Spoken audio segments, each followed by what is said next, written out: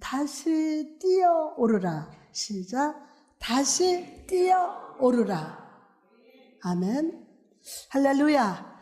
계절이라는 캠퍼스에 생명으로 충만한 그림이 그려지고 있는 이날, 소망의 실제가 되게 하시고 인생의 무더위를 식혀주시는 하나님을 찬양합니다. 오늘 본문 시편 13편은요, 다윗이 사울의 칼을 피해서 10년간 도피 생활을 하던 중에 지은 시입니다. 이 시는 시편의 종류 중에 하나인 비탄시입니다.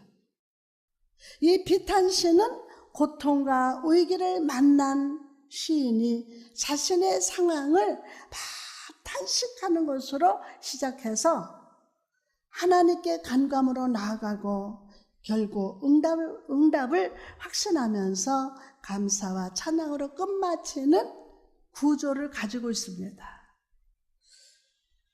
오늘 본문을 쓴 다윗도 처음에는 낙심하고 탄식했지만 그의 시의 결론은 그 모든 낙심을 탁 뛰어넘어서 확신의 리바운드를 하는 모습을 보여줍니다.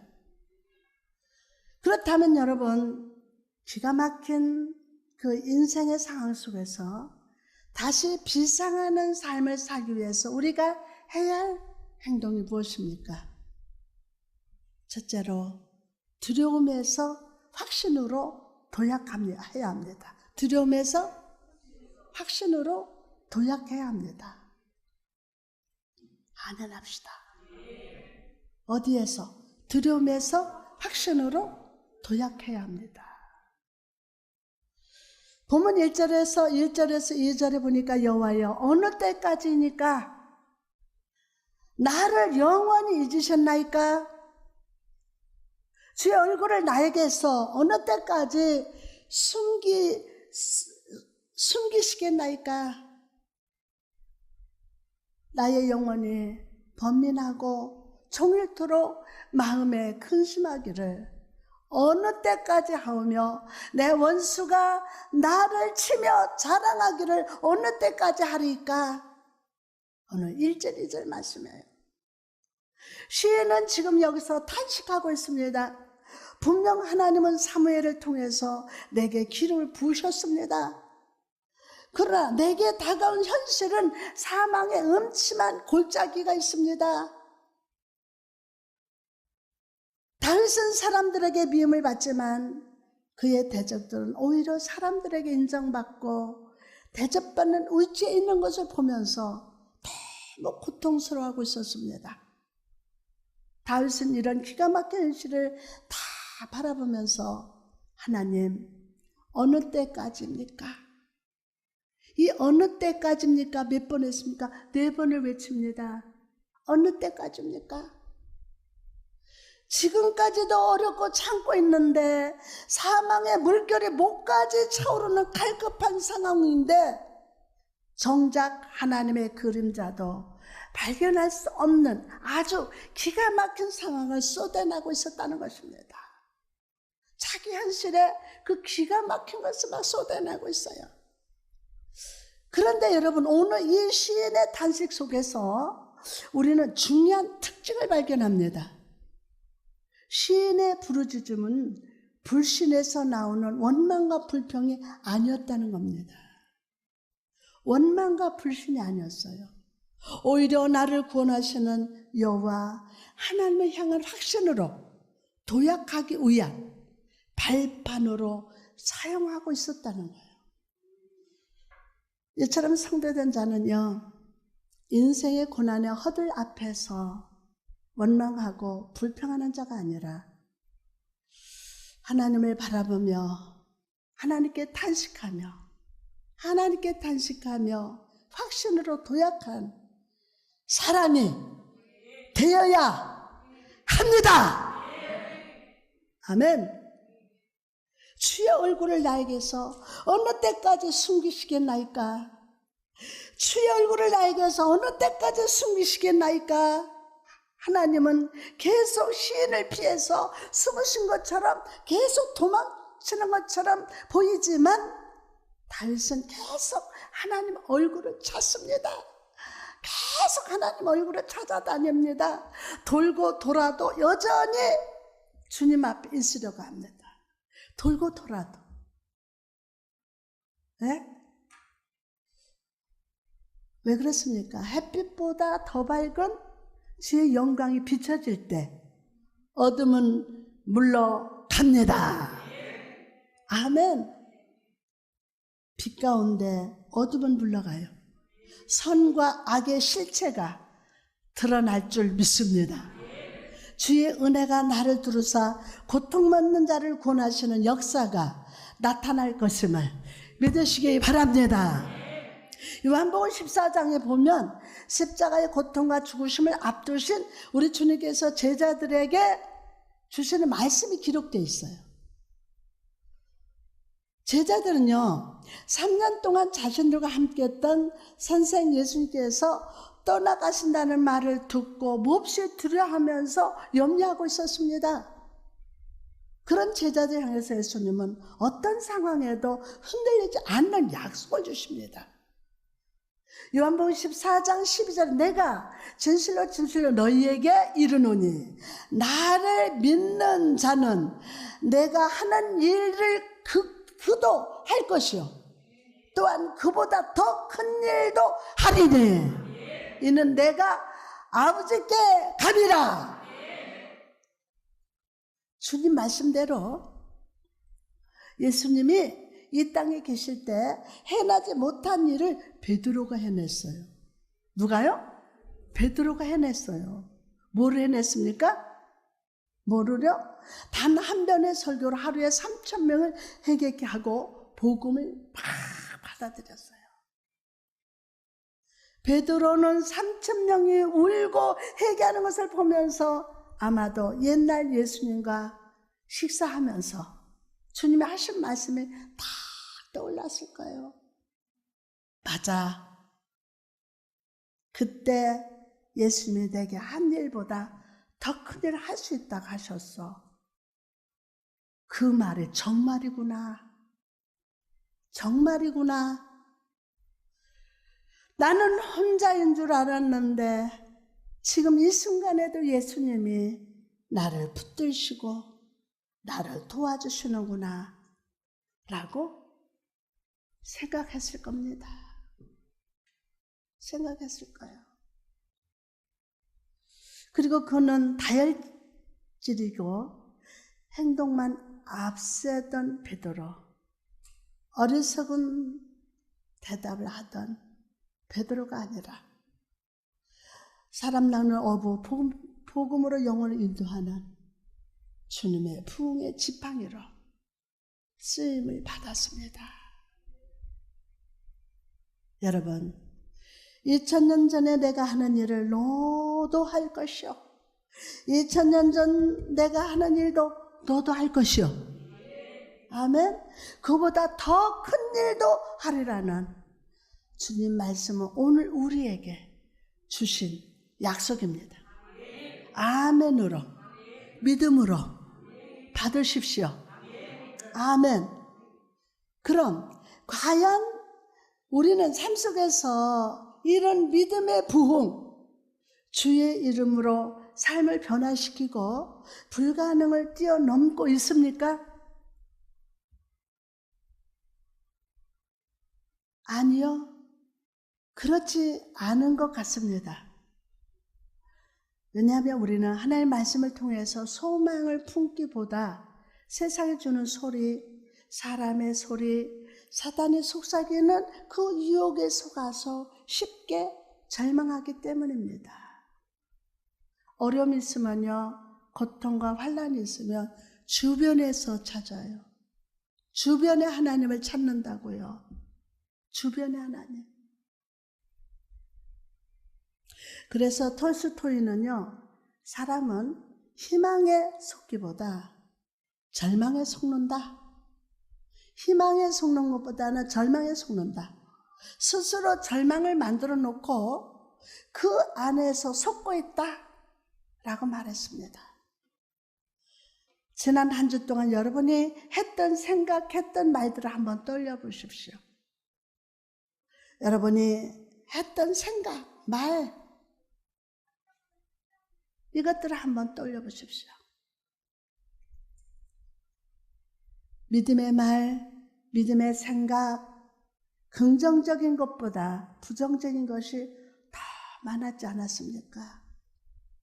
심리학자 하워드 가드너는 비범성의 발견이라는 책에서 부정적인 경험의 그 위험성에 대해서 이런 글을 남겼습니다. 두 사람이 있습니다. 그중 한 사람은 하루에 5가지 긍정적인 경험을 하고 다른 한 사람은 하루에 5가지 부정적인 경험을 합니다. 이런 경험의 차이는 마음과 감정 그리고 신체에 긍정적인 거나 부정적인 영향을 주게 되어서 9개월이 지나게 되면 앞에 사람은 1300가지의 긍정적인 경험을 하게 되고 뒤에 사람은 1300가지의 부정적인 경험을 하게 되어서 모두 2600가지의 경험이 차이가 나게 된다고 합니다. 우리가 하는 생각, 하는 말들, 부정적으로 바라보고 행동했던 것들은 하나의 경험을 넘어서 시간이 흘러갈수록 더 부정적인 사람이 되게 한다는 것입니다. 그리고 이런 부정적인 경험들은 인생길에 여리고성이 가로막을 때 인생 항해하는 동안 불어오는 염려의 바람소리 앞에서 우리의 발걸음을 낙심으로 빠져들게 만듭니다. 오늘 여러분 부정적인 것이 오늘 말씀 들으면서 치료가 돼야 돼요. 아멘. 네? 우리의 믿음의 발걸음은 낙심으로 빠져들게 만듭니다. 그런 우리를 향해서 예수님이 말씀하십니다. 예수님이 말씀하세요. 내가 진실로 너희에게 이르노니 나를 믿는 자는 내가 하는 일을 그도 할 것이요 또한 그보다 큰 일도 하리라. 주님은요 우리에게 믿는 자가 되라고 합니다. 얘들아 믿는 자가 되라. 뭐라고요? 시작. 어떤 자가 되라? 믿는 자가 되라는 거예요. 교회 뜰만 밟지 말고 얘들아 믿는 자가 되라. 절망의 경험을 선택하지 말고 믿음 안에서 일하며 주 안에서 큰 소망을 가져라. 그걸 원하세요. 왜 그렇습니까? 비록 우리 눈에 주님이 보이지 않아도 주님은 우리 항상 임마누엘로 함께 하십니다. 시작. 임마누엘로 함께 하세요. 임마누엘. 그분은 오늘도 곁에서 도우시고 우리가 넘어지지 않도록 중보하시고 우리를 위해서 일하고 계심을 믿으시기 바랍니다. 오늘 두려움을 붙들고 있던 손, 불가능을 붙들고 있던 손을 딱 뻗어서 하나님을 붙드시기 바랍니다. 하나님 붙드세요.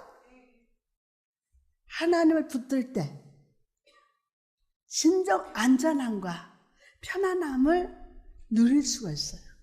오늘 실패의 과거를 불가능이라고 이름하는 현재를 뛰어넘읍시다. 아멘, 아멘. 그러면. 이스라엘 백성을 이끌어서 홍해를 건너게 하시고 요단강을 건너면서 다니엘의 세 친구를 품목불에서 지키신 임마누엘 하나님이 물과 같은 시험에서 불과 같은 고난에서 구원하시고 믿음으로 견고케 하셔서 하나님의 약속하신 것을 이루시는 것을 삶으로 보게 하실 줄 믿습니다. 다시 한번 믿습니다. 믿습니다. 자, 다음으로 기가 막힌 인생의 상황 속에서 다시 비상하는 삶을 살기 위해서 저와 여러분이 해야 할 행동이 무엇입니까? 두 번째로 내 하나님 여호와께 부르짖어야 합니다. 본문 3절에 여호와 내 하나님이여 나를 생각하사 응답하시고 나의 눈을 밝히소서. 다시 한번 여호와 내 하나님이여 나를 생각하사 응답하시고 나의 눈을 밝히소서. 아멘 아멘 아멘 할렐루야. 하나님께 탄식하던 시인은 이제 하나님께 막 기도합니다. 그는 여호와 내 하나님이여, 그는 여호와 내 하나님이여 라고 그의 하나님을 부릅니다. 여호와, 여호와, 여호와란 말은요, 당신의 백성과 약속을 맺으시고 신실하게 지키시는 여호와이심을 믿으시기 바랍니다. 아멘, 아멘. 특히 내 하나님이여 할 때 엘로힘이라는 단어를 쓰고 있는데, 엘로힘은 천지를 창조하시고 모든 만물과 인간의 삶을 주관하시는 하나님의 능력을 의미합니다. 시인은 원수들을 바라보지 않았습니다. 자신의 기막힌 고난의 상황을 바라보지 않았습니다. 그는 약속을 지키신 하나님, 창조의 능력과 권능으로 모든 인간을 주권적으로 다스리시는 하나님을 내 하나님으로 고백했어요. 하나님께서 내 어려운 사정을 알아주시고 내 삶에 적극적으로 개입해 주실 것을 믿음으로 부르짖어야 합니다. 자, 그럼 시인이 내 하나님께 기도한 것이 무엇입니까? 시인이 먼저 나를 생각하사 내게 응답해 주시기를 간구했어요. 여러분, 여기서 생각하다라는 말은요, 시각적으로 어떤 대상을 주목한다는 뜻이고, 응답하다라는 말은 큰 소리로 말씀을 보내신다는 뜻입니다. 아멘하고 받으세요. 주여, 나의 삶의 상황을 깊은 관심을 가지고 바라봐 주옵소서. 바라봐 주옵소서. 내 귀와 마음의 창을 열었나이다. 주의 말씀을 응답의 목소리로 내게 들려 주옵소서 라고 구했다는 것입니다. 내 마음의 창을 열었다는 거예요.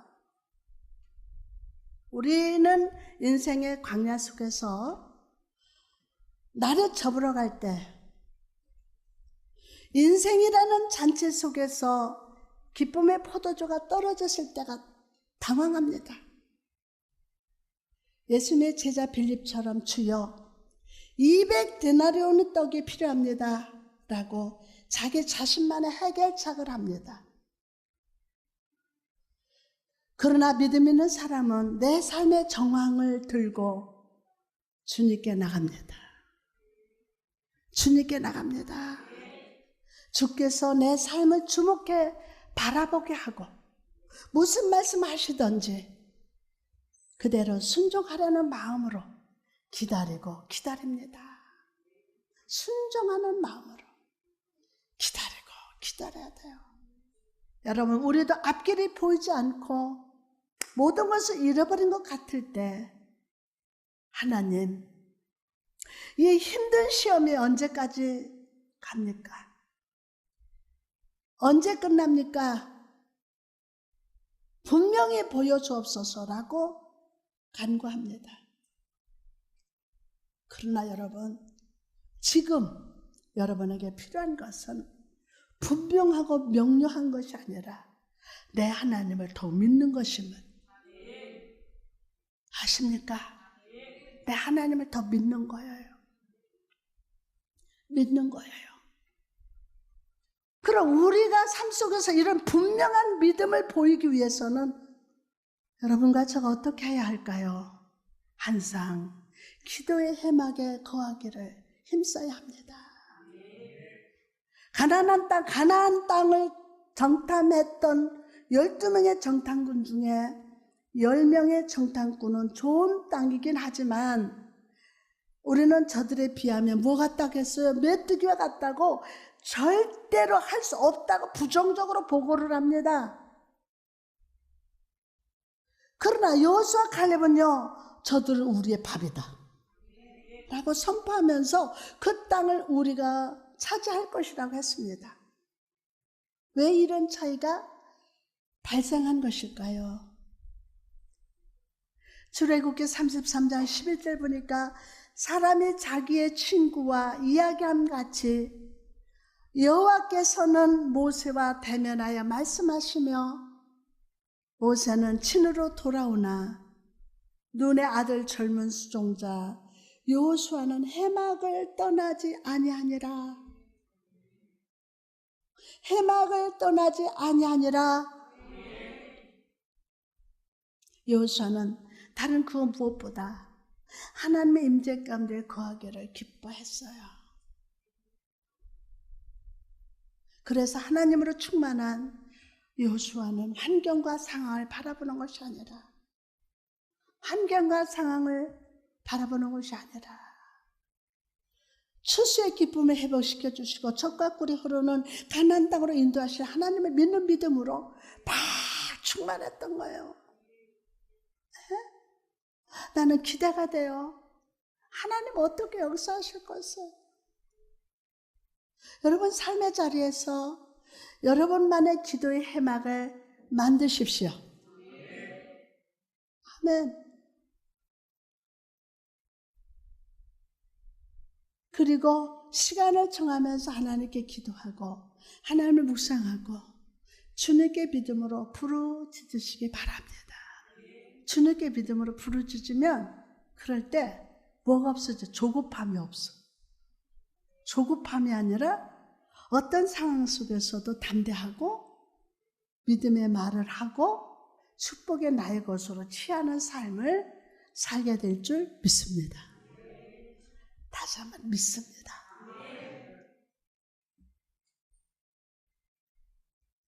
또한 시인은 나의 눈을 밝히소서. 누구 눈을? 나의 눈을 밝히소서라고 간구합니다. 이 말은 하나의 수거 같은 말로서 하나님께 축복을 받은 사람의 겉모습을 갖추다라는 뜻이라고 합니다. 아직 상황이 아무것도 바꿔지지 않았어도 원수들이 여전히 있어도 마치 응답받은 것처럼 구원받은 사람처럼 확신하며 그렇게 행동하겠다. 아멘. 아브라함을 보십시오. 그는 나이가 100살이 되고 아내 사라가 아이를 가질 수 없는 늙은 몸이었음에도 믿음이 약해지지 않았어요. 왜 그렇습니까? 내년 이맘때에 아들을 낳을 것이라는 하나님의 말씀이 있었기 때문입니다. 하나님 말씀하셨으니 말씀대로 될 것이라고 믿었어요. 그대로 받아들였어요. 아멘. 바랄 수 없는 중에 바랐고 하나님을 온전히 믿을 때 하나님을 믿음대로 응답하셨어요. 새로운 세계를 열어주셨어요. 여러분, 여러분의 믿음에는 상이 있습니다. 자, 여러분 믿음에 뭐가 있다? 상이 있습니다. 반드시 보상이 있어요. 아멘. 때때로 우리가 부르짖고 기도할 때 그것이 내가 기대하지 못한 상황에 다가올 수도 있고 더 나빠질 수도 있지만, 예? 그렇다 해도 절대로 실망하지 마십시오. 불순종하지 말고 끝까지 하나님을 신뢰하며 하나님의 상 주실 것임을 믿으시기 바랍니다. 그럴 때 모든 우연을 필연으로 모든 것을 합력해서 선을 이루시는 하나님으로 인하여서 모든 것이 잘 되고 아름답게 될 줄. 아멘. 할렐루야.